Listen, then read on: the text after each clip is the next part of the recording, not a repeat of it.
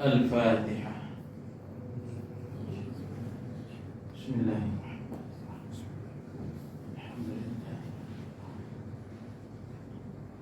مالك يوم الدين.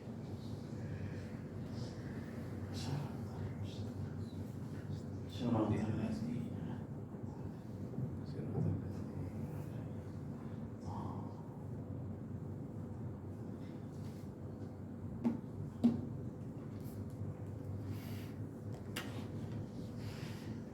Bismillahirrahmanirrahim.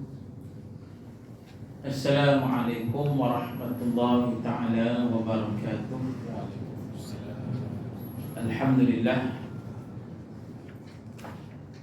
Alhamdulillahilladzi nazzala al-furqan ala 'abdihi liyakuna lil'alamin nadhira. Walladzi arsala rasulahu bil huda wa dinil haqq liyudhhirahu 'ala ad-din kullihi walau karihal kafirun.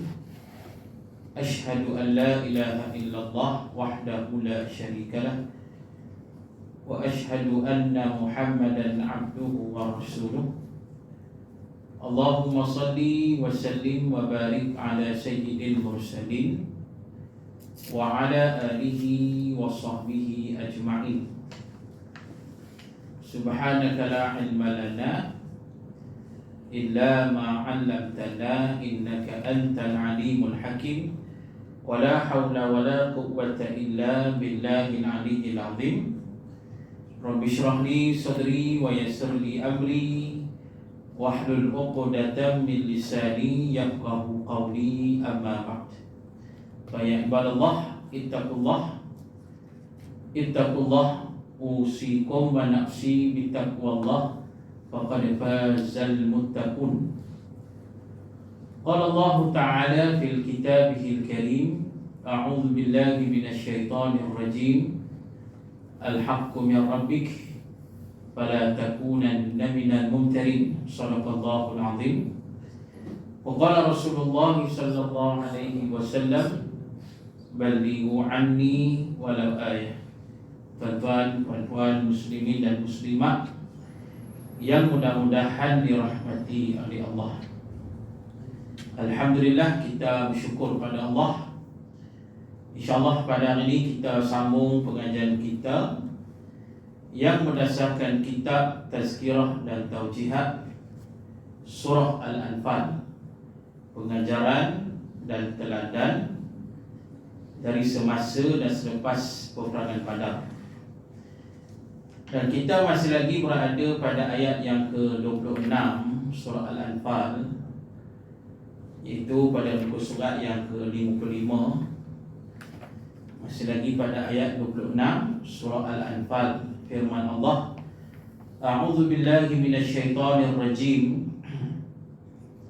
Wadhkuru id antum qalilun mustad'afuna fil ardh takhafuna an yatakhattafakumun nas fa'awakum wa ayyadakum binasrihi warzaqakum minat tayyibat la'allakum tashkurun.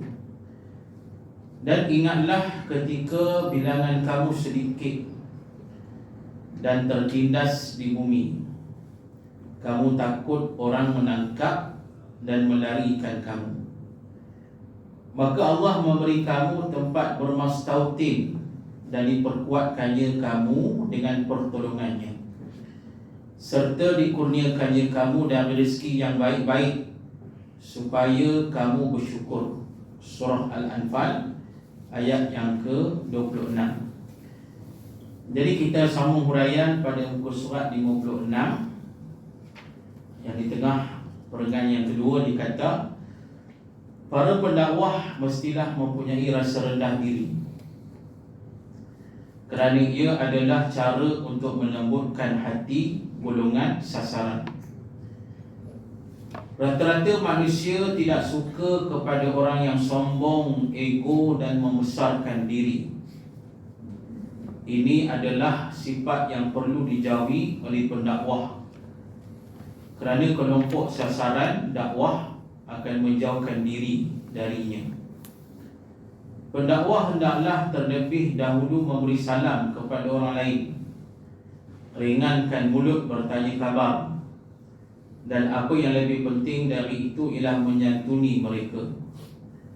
Hal ini tidak mungkin berlaku pada orang yang sombong dan menganggap dirinya lebih mulia berbanding orang lain. Baik.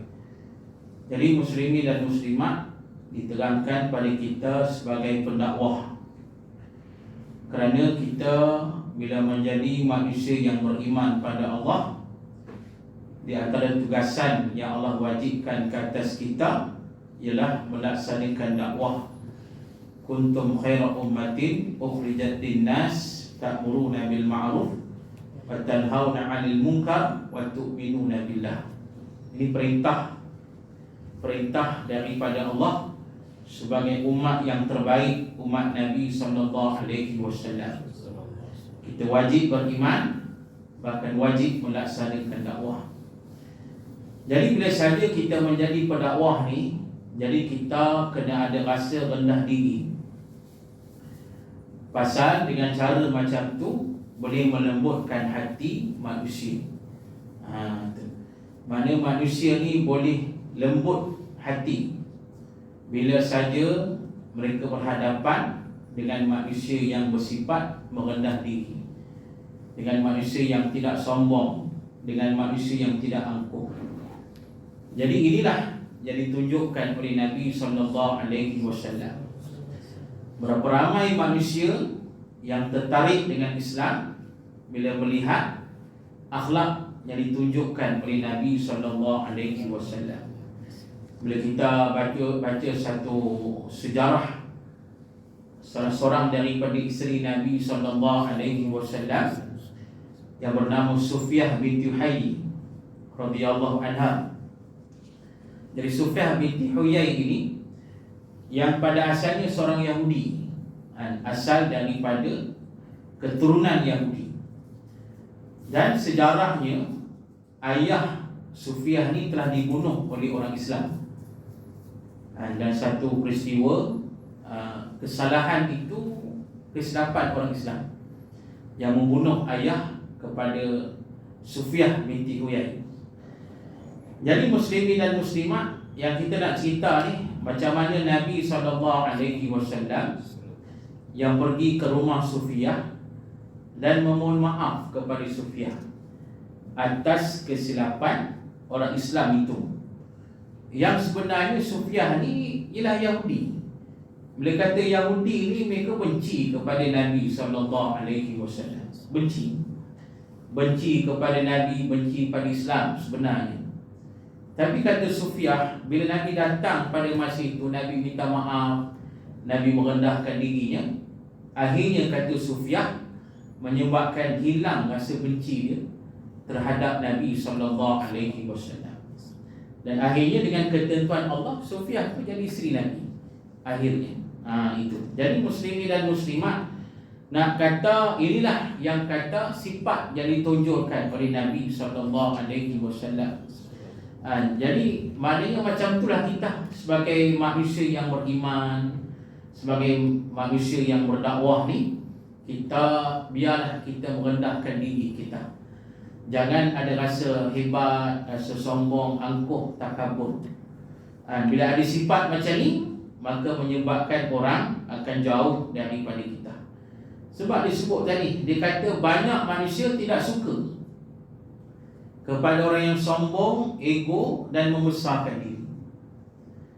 Jadi memang manusia akan jauhkan diri daripada kita kalau kita ni bersifat sombong, ego dan membesarkan diri.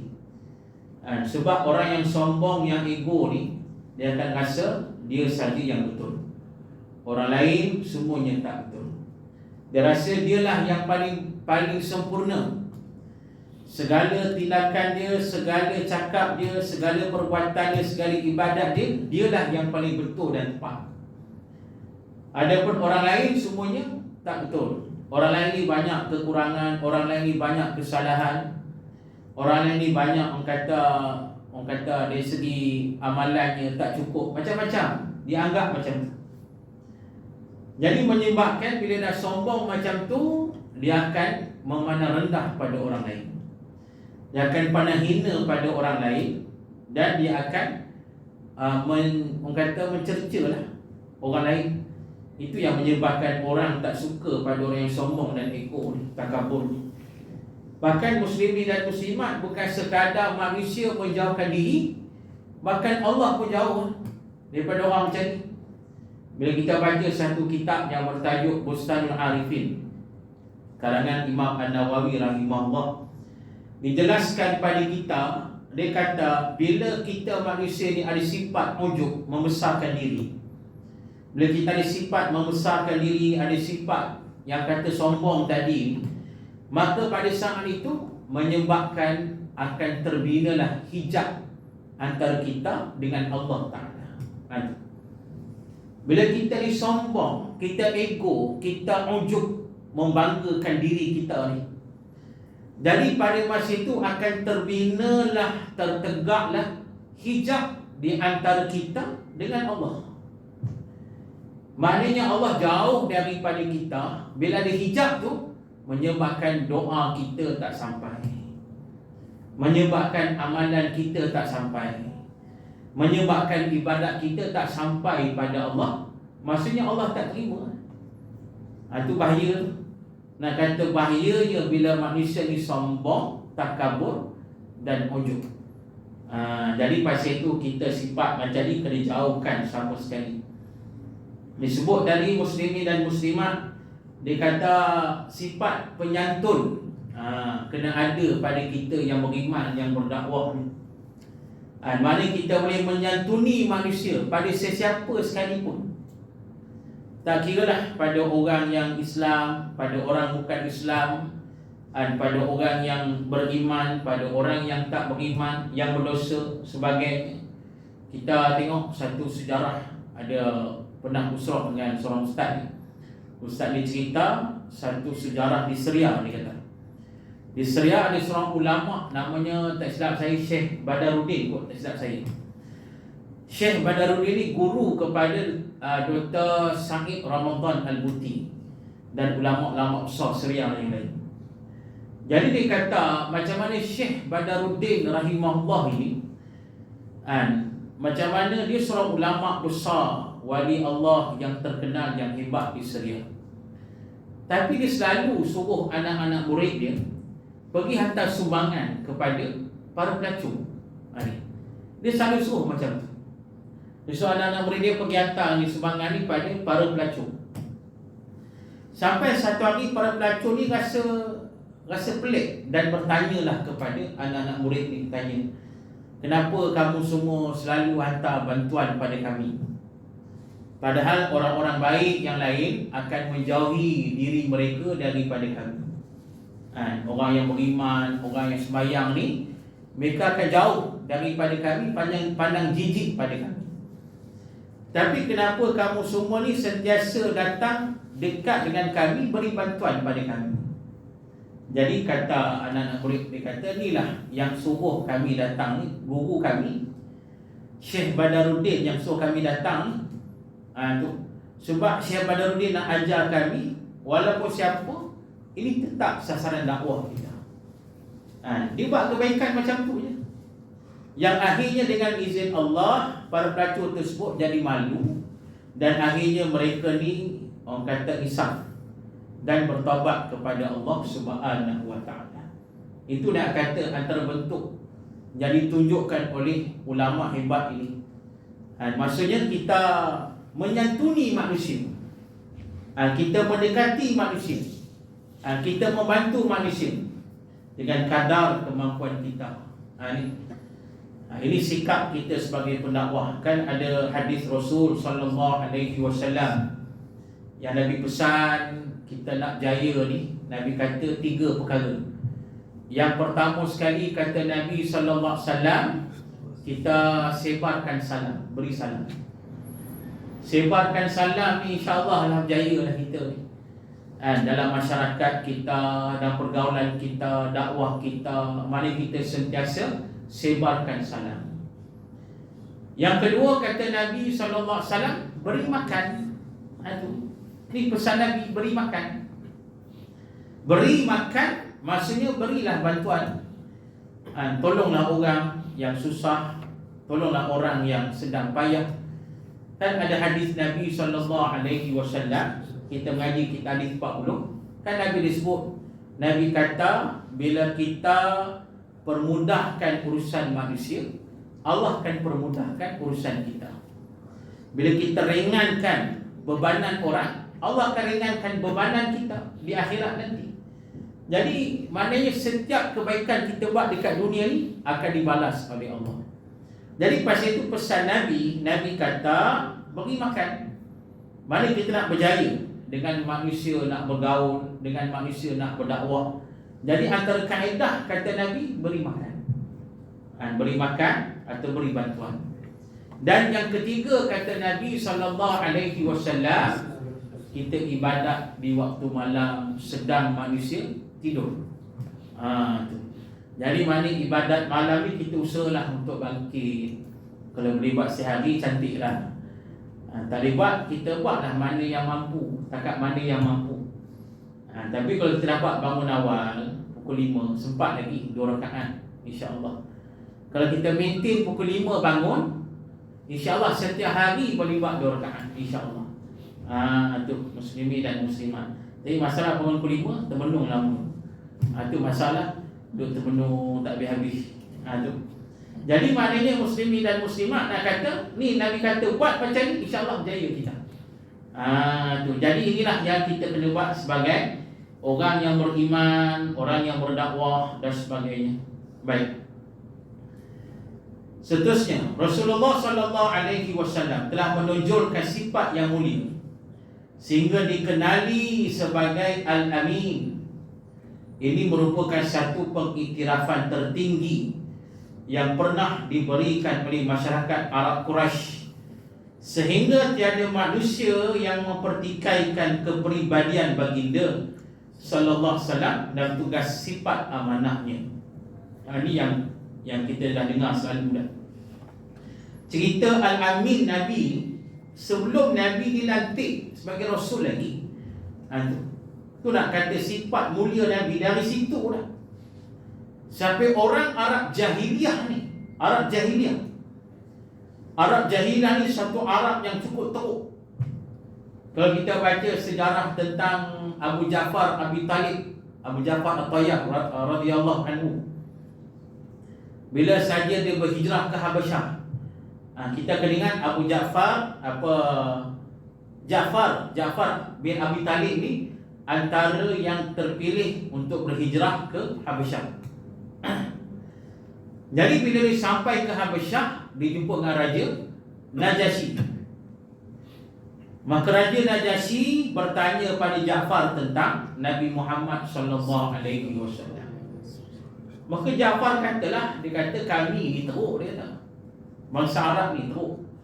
Akhlak kami teruk, kami ni buat macam-macam kerosakan, keburukan. Sampai kami ni akhlak hancur, makan sampai kata Ja'far, kami makan bangkai, teruk semua.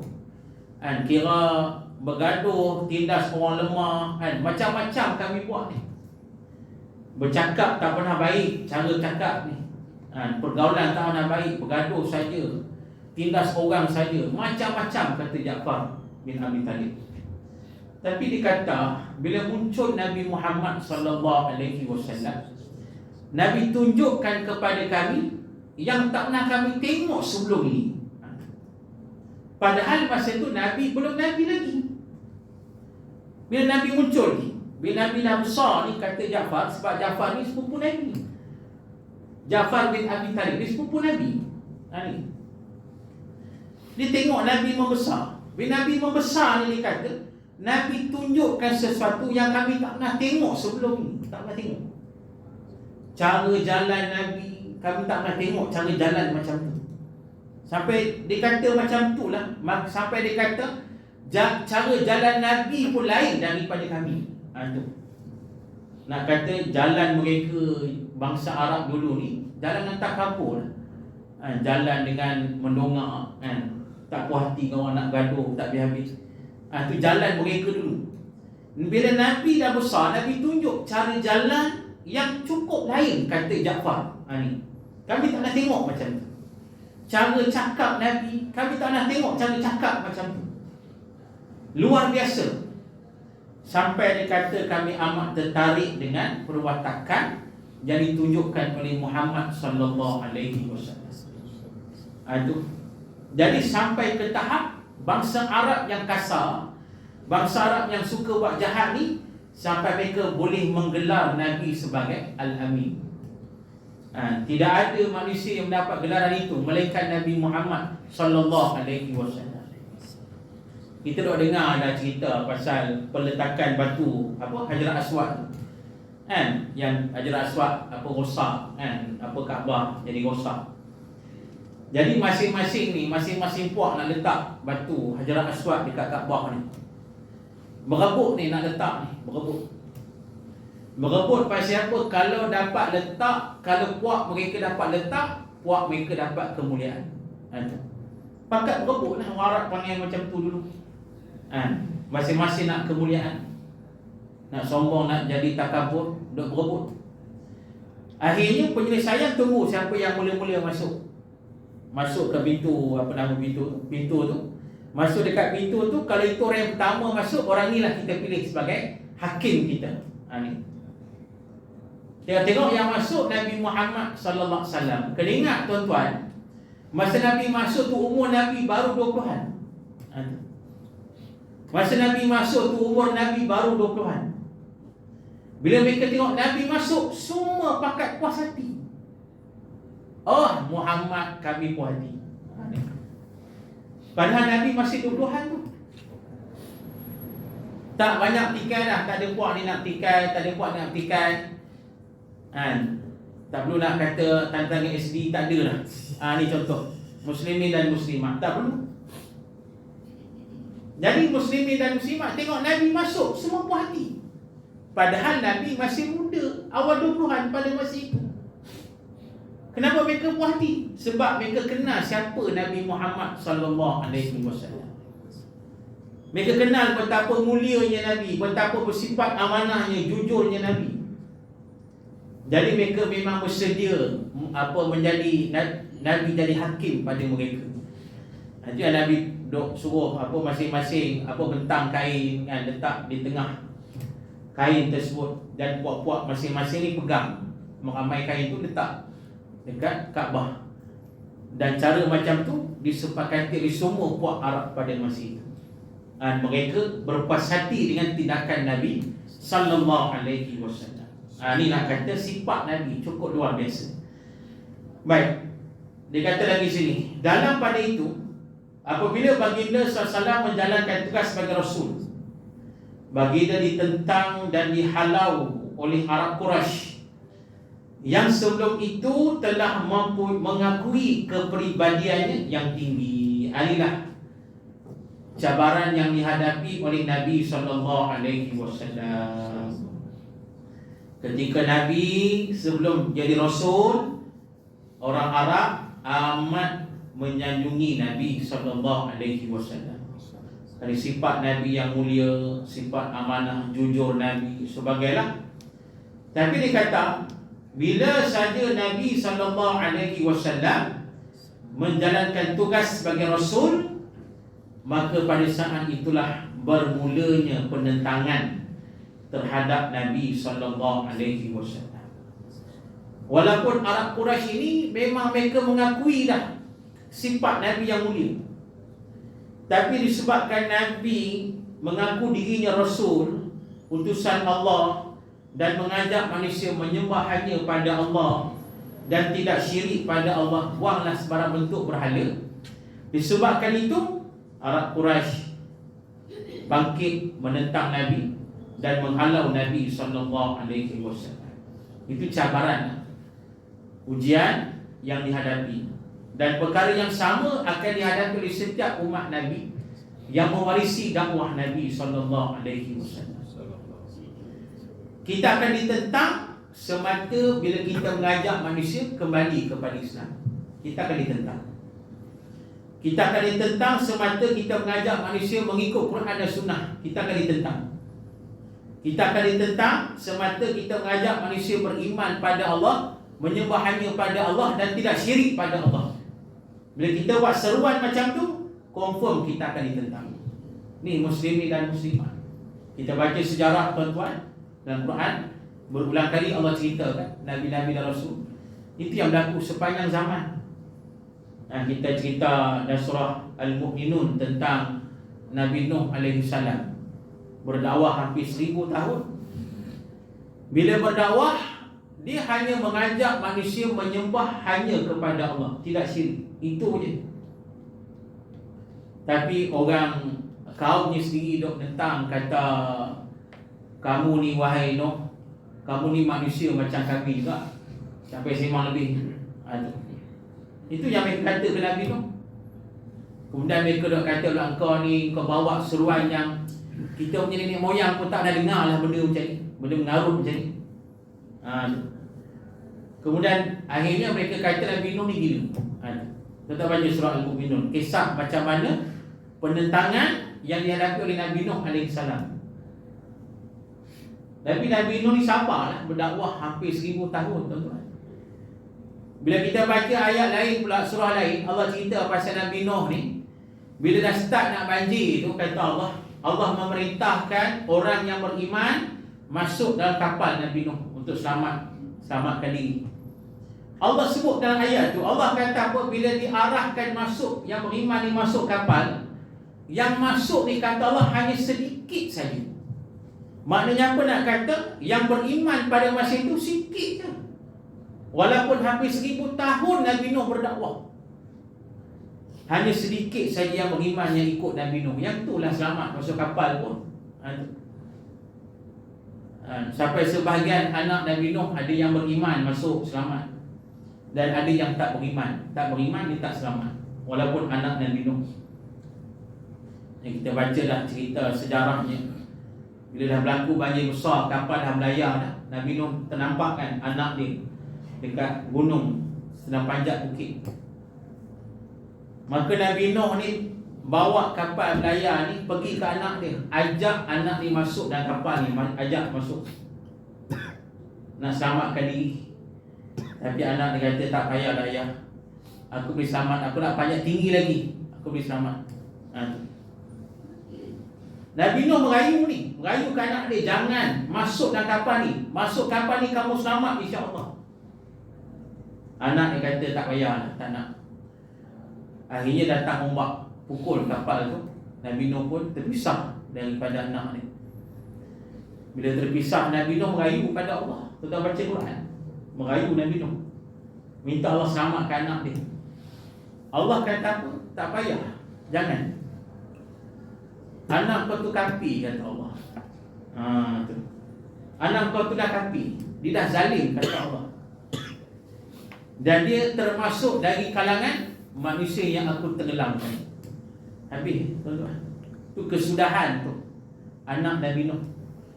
Tu nak kata besarnya ujian yang dihadapi oleh Nabi Nuh AS. Dan sepanjang zaman lah berlaku ni peristiwa macam ni tak. Nabi-Nabi dan Rasul ditolak macam tu. Dan kita baca surah Yasin, sama juga kisah 3 orang Rasul yang mengajak penduduk Antakiah beriman kepada Allah. Semata mengajak beriman saja. Kalau ikut setengah ulama tafsir kata, cerita ni berlaku di zaman Nabi Isa AS. Ada ulama kata macam tu. Dan Rasul yang dihantar ni ialah Al-Hawariyun, pengikut Nabi Isa AS. Ini setengah ulama tafsir kata gitu. Ditugaskan untuk berdakwah di negara Antakiah. Jadi mereka berdakwah pada rakyat Antakiah semata mengajak mereka sembah hanya pada Allah. Pasal Antakiah ni kuat menyembah berhala. Jadi ajak mereka sembah pada Allah, tinggalkan berhala. Dan memang pada masa itu mereka dah terkenal pasal apa? Pasal mereka ada mukjizat yang Allah beri pada mereka.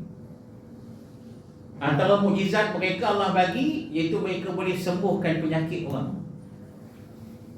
Jadi sembuhlah penyakit orang tu. Orang ni macam-macam penyakit, kan? Muslimin dan muslimat jadi rahmati oleh Allah. Baik. Jadi bila dah dapat sembuhkan penyakit orang dekat Antokia ni, mereka terkenal lah. Jadi terkenal. Yang tu akhirnya raja panggil ni, tanya siapa kamu semua ni siapa sebenarnya. Terus mereka kata kami ni Rasul Allah, utusan Allah.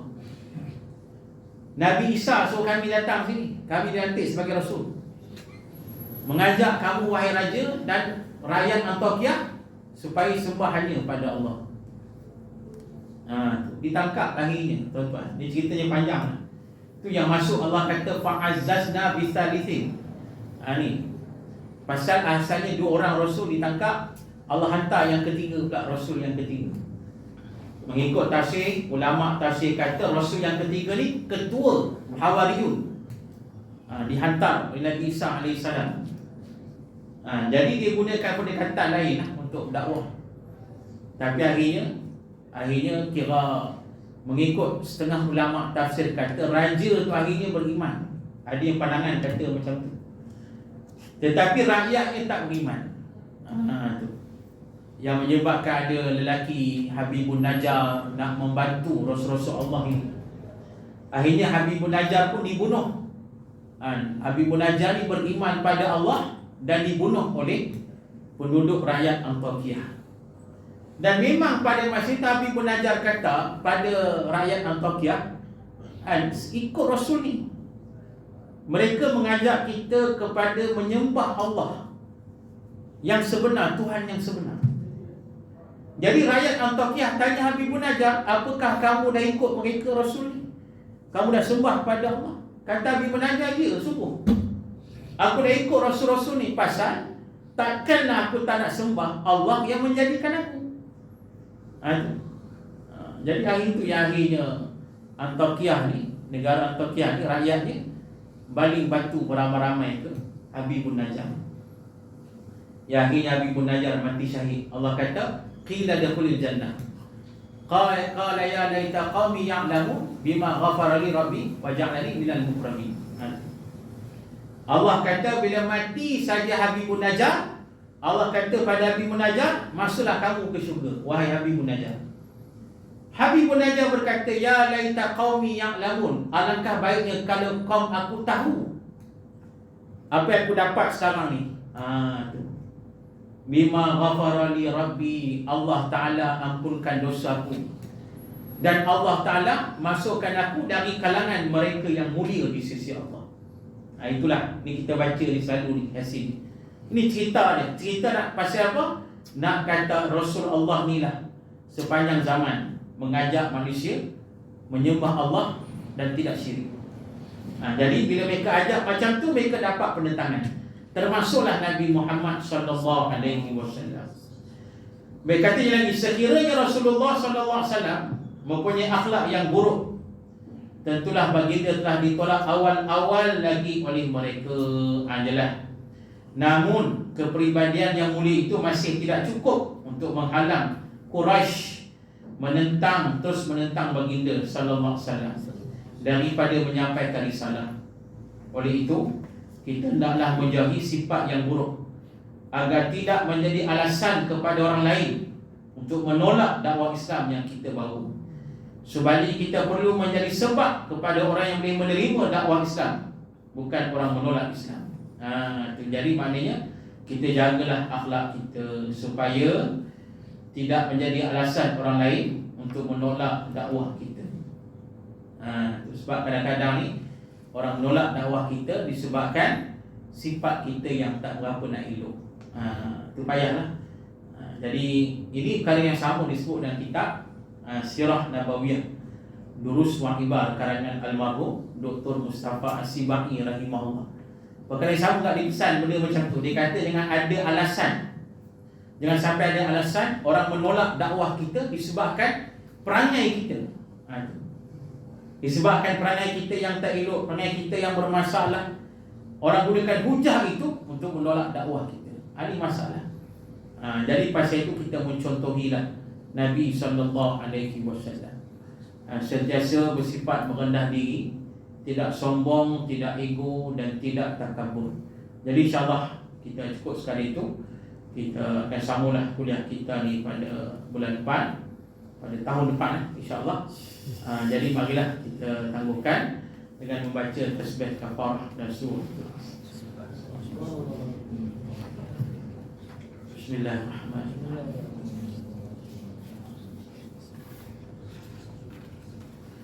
A'udzu billahi minasyaitonir rajim. Bismillahirrahmanirrahim. Alhamdulillahi rabbil alamin wassalatu wassalamu ala asyrafil anbiya'i wal mursalin wa ala alihi wa sahbihi ajma'in. Radina billahi rabba wa bil islam dina wa bi Muhammadin nabiyyan wa rasula. Allahumma aghnina bil ilmi wa zayyinna bil hilmi wa akrimna bit taqwa wa jammilna bil afiyah. Allahumma inna nas'aluka ilman nafi'a wa rizqan thayyiba wa amalan mutaqabbala walhamdulillahi rabbil alamin. Siru ala barakatillah. Assalamualaikum warahmatullahi taala wabarakatuh.